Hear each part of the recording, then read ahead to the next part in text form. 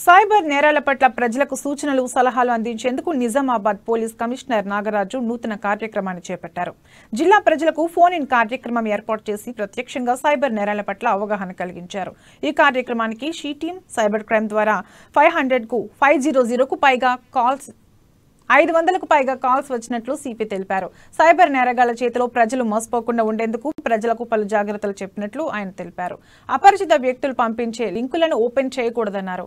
అలాగే వ్యక్తిగత విషయాలు, బ్యాంకు ఖాతా వివరాలను ఎవరికీ తెలియజేయకూడదని ఆయన తెలిపారు. ఏదైతే ఈ యొక్క మాధ్యమాలు ఉన్నాయి కదా, ఫేస్బుక్ అంటారు, తర్వాత ఇన్స్టాగ్రామ్ అంటారు,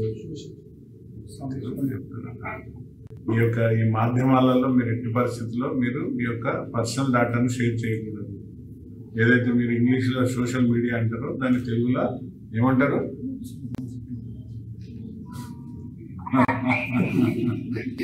సో ఎట్టి పరిస్థితుల్లో మీరు మీ పర్సనల్ డేటాను మీ యొక్క సోషల్ మీడియాలో మాధ్యమాలలో మీరు ఎట్టి పరిస్థితుల్లో కూడా షేర్ చేయకూడదు.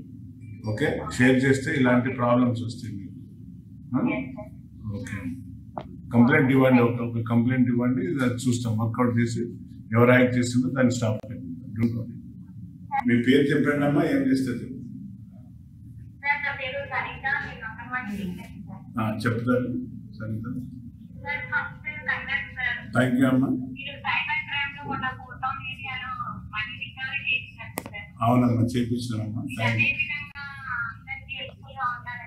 థ్యాంక్ యూ అమ్మా, థ్యాంక్ యూ అమ్మా. మా టీం షీ టీం ఎప్పుడు కూడా పనిచేస్తుంటుందమ్మా మీకు. అవును,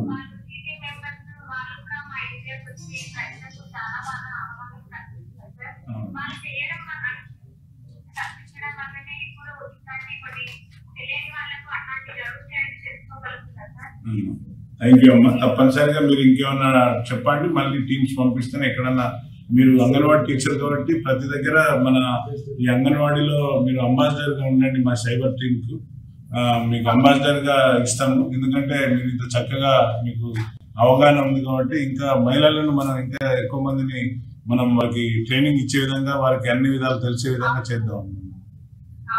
థ్యాంక్ యూ.